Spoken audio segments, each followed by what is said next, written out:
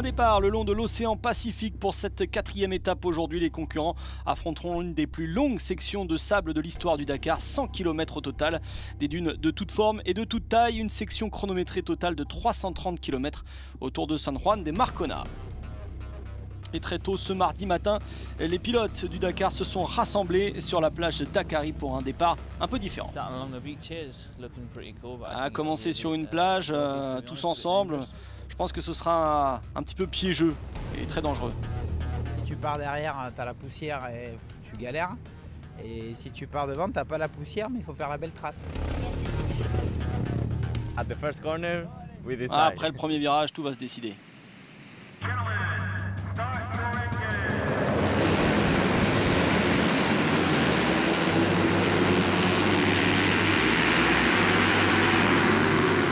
C'est donc parti sur les rives de l'océan Pacifique pour cette mass start avec l'avantage pour les pilotes habituels d'enduro tel Xavier de Soultret, le numéro 23 qui part fond de gaz. C'est pas le seul qui aime ce genre de terrain et Sayama apprécie également. On retrouve également Mathias Wagner et Fares Gell, l'Espagnol, 2e et 3e l'an dernier. Ils cherchent à combler leur retard sur Sam Sunderland.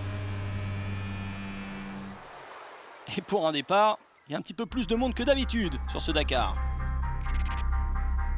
Encore beaucoup de navigation aujourd'hui au menu, avec 60% de sable et le reste avec un sol jonché de pierres, des pièges partout. Et le rookie américain Shane Esposito qui a eu du mal dans sa navigation et qui termine à plus d'une demi-heure. Performance tout de même solide. L'Espagnol Barragan chez Gasgas est de retour après 2 ans d'absence. Il cherche à revenir dans le top 20. On retrouve également le double champion du monde d'enduro, Johnny Aubert. Et voilà l'un des pilotes qui va profiter de la mass start, Daniel Oliveras, qui va prendre la 6e place aujourd'hui, pourtant loin au classement général.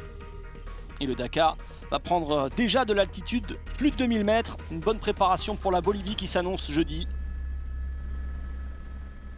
Et le début des ennuis pour certains.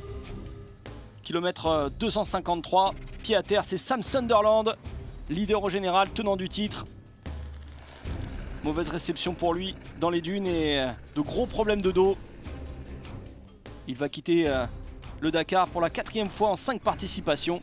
Et tout comme l'an dernier, le champion en titre sort lors de la 4e étape.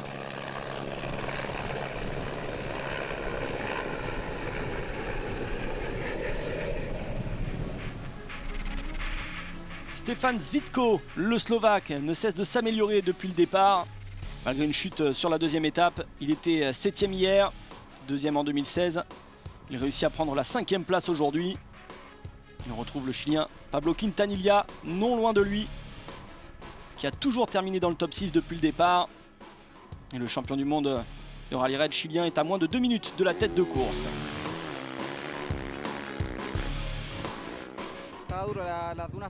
C'était difficile, les dunes sont denses, il faisait très chaud et la navigation était vraiment difficile.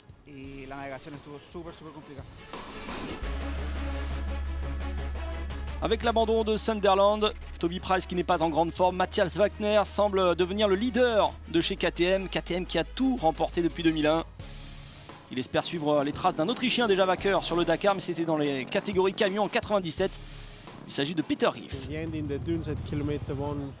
À la fin dans les dunes, au kilomètre 170 ou 200, tout le monde cherchait son chemin.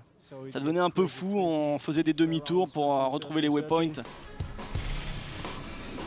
Et celui qui était au-dessus du lot aujourd'hui, c'est bien Xavier de Soultret sur sa Yamaha. Vainqueur du Merzouga Rally l'an dernier. Il termine 2e de cette étape et fait un beau rapproché au général.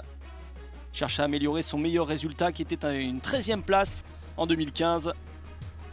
Et en spécialiste d'enduro, Adrien Van Beveren va être le grand vainqueur du jour. 2e dans les 2 premières étapes. Le pilote de 27 ans remporte sa première victoire. Sa 2e en tout sur le Dakar. Et il va jouer les premiers rôles maintenant. Gagner une spéciale sur le Dakar, c'est toujours super émouvant, c'est toujours un bon moment et c'est important pour l'équipe. Yamaha bosse beaucoup pour nous faire gagner et puis ça marche, donc c'est top. On retrouve donc Adrien Van Beveren au summum du classement de cette journée avec 5 minutes d'avance sur De Soultret. Les Yamaha sont en train d'éclipser les KTM. Et au classement général, il mène avec 1 minute 55 secondes sur Quintanilla. Et on retrouve également Xavier De Soultret dans le top 5.